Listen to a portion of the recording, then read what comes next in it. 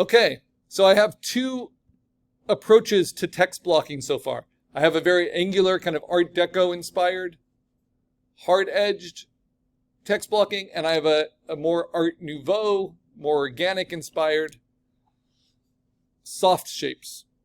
But to get it all set up, what do? So I create a new file in Photoshop, and I want that to be 16 inches by 20. I said it has to be vertical, but I've changed my mind because some of your illustrations are very horizontal. So I'm not trying to give you too hard a design challenge. So if I want it to be landscape format, it's still going to be 16 by 20, but this time it's going to be 20 inches wide, 16 inches tall. And at 350, I'm going to call this my alternate poster. So let's see, Alt, Karl, assignment 6. Always name things with your name and a description. Horse layout poster, I don't know, something. Okay. 16 by 20, 350. This is what I get. Make sure your rulers are turned on. So if you don't see rulers, hit Command R. You'll see at the bottom if it's 16 by 20 inches or 20 by 16 inches. Then I'm just going to make it really simple. You don't even need to use guides. Make a duplicate of your background, just like we did behind our spot illustration, and then say Edit, Fill, and then change the content to 50% gray. This is perfect middle gray. Then with that gray fill, you're going to hit Command T, and then you're going to hold down Option to shrink it towards the middle. And this is how we're going to define the border of our poster. Whether it's a tiny, skinny border, whether it's a thick, bold border, or even if it's a really wonky, bizarre border.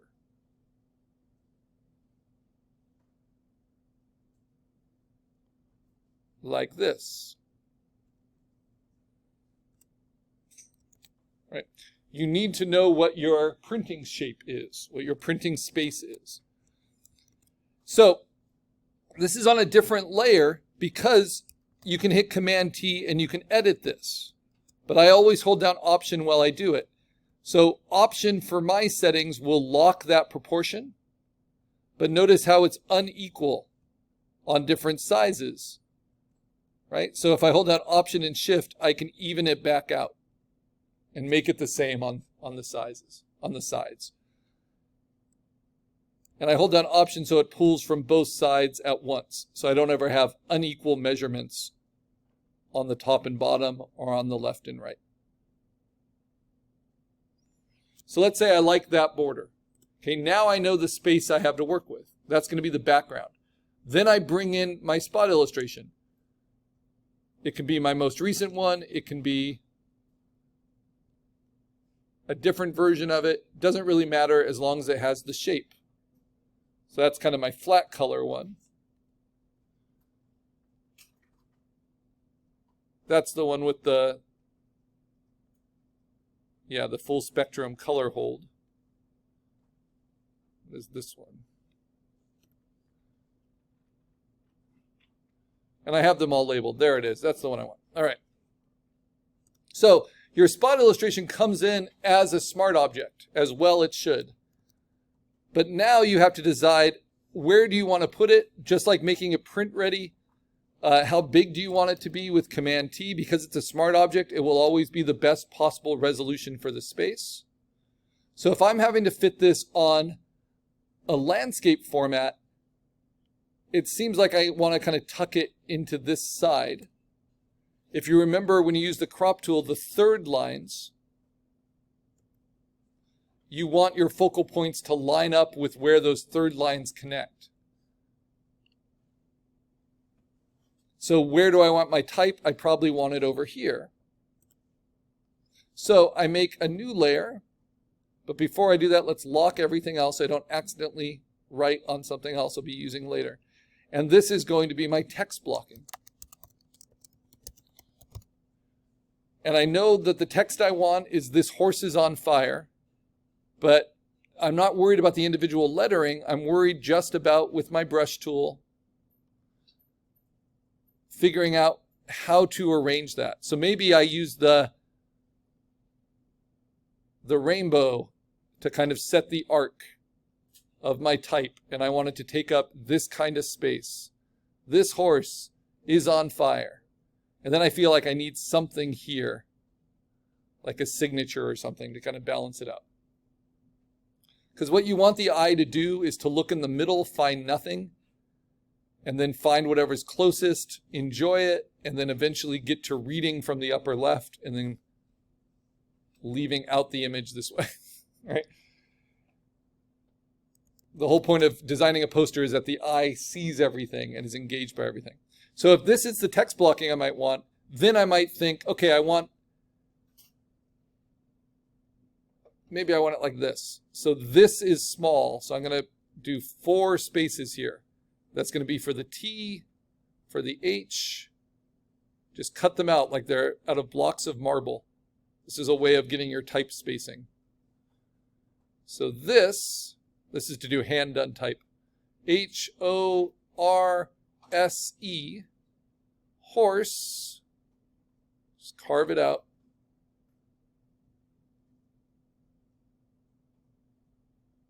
And I was never the type of artist that did a lot of lettering.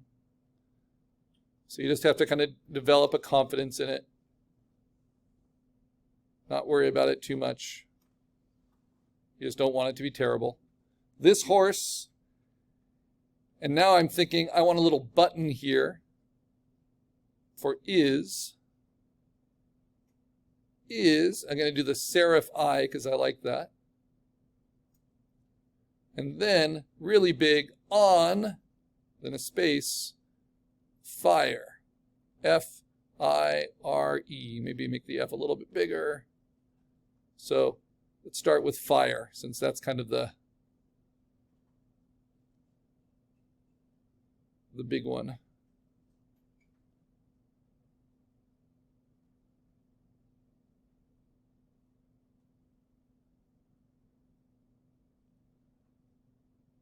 And then the O, then the N, very tilted. So you see how the is covering up the N a little bit, and maybe I can play with that. Whoops, make the O a little bit bigger.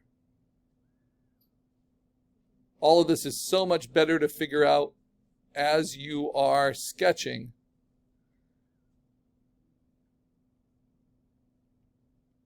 Yeah, so basically, I need a little bit more space between on and fire. So maybe like that. All right, you see how that works? This horse is on fire. And then maybe I have my signature. I'll do like dot, dot, dot, and then just my initials, K and F, because I feel like it needs something. Like there's not enough movement through, not enough reason to get your eye out here if this is all you have, right? But what if I did this? What if I flipped the spot illustration horizontally? There's no reason I can't. I don't have any letters in it. Does that still work? Maybe. But maybe I just split it. So now with the text blocking, I'm going to take the fire part and I'm going to split it around. If this was my design, it would be really cool to actually make the letters of fire out of the illustration, but that's a different kind of project. But maybe I continue the arc here. Right? And then this becomes less important, though I still think it's nice to have a little focal point, a tertiary focal point there. And it's kind of funny if it looks like the horse is taking a dump and it's my initials. All right. So that's an example of text blocking. I'm playing with it. And you can see why it can be helpful to sketch it digitally, but it also works just as well and is a little bit more direct and intuitive to just sketch it by hand, right? And try different arrangements.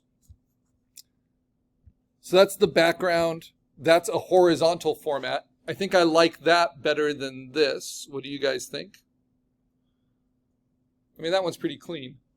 So between this one and this one, something close to it. This one, yeah, they're very close to each other. And I could adjust that as I design it, but what I don't love about this one is it's just such a strong kind of arrow, like getting your eye right out of it, right? Everything's pointing to the right. So it's nice to, in general, if I'm art directing it, to slow it down a little bit and have your eye kind of dwell. But I don't think either of these is necessarily the best. But this is kind of helpful, right? This horse design I like. That might even work in a vertical format. So, same elements. Do I want it soft and organic? Do I want it more angular? I can even bring it over from here. This one is more angular.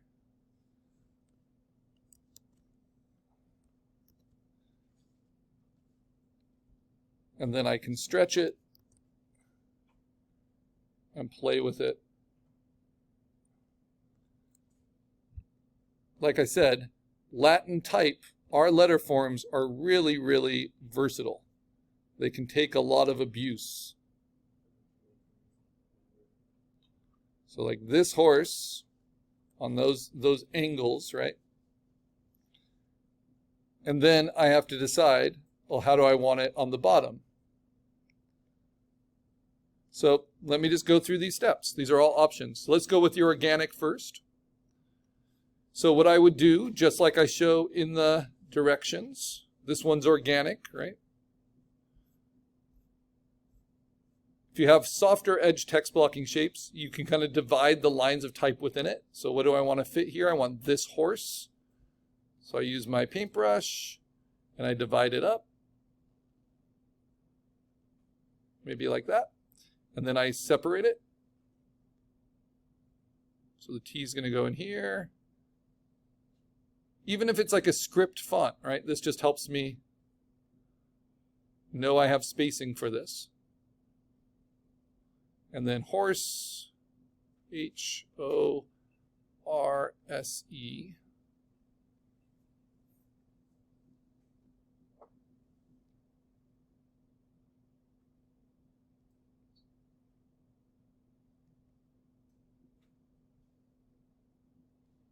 And then is on fire, so is,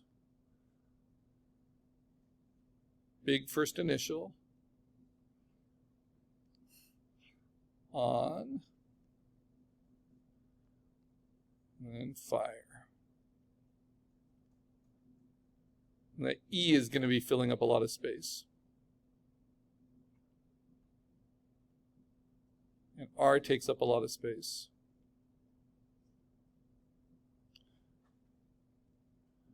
So that has kind of a nice, concert poster feel to it. But it's not like it's shouting. So let's try this one. Same thing, separate it. Let's do it this way. So T-H-I-S. Just carve it out like they're chunks of stone. And you can see why blocky text is a little bit easier to design with.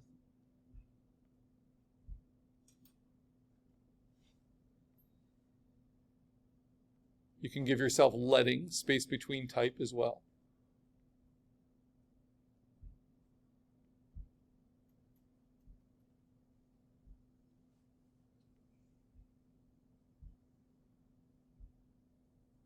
And this gives plenty of space to the O and to the R, which take up a lot of space. And then the S, which mimics the S above, is less important. And then the E, which can take up a ton of space, but I don't really want it to, gets kind of minimized, which I don't mind.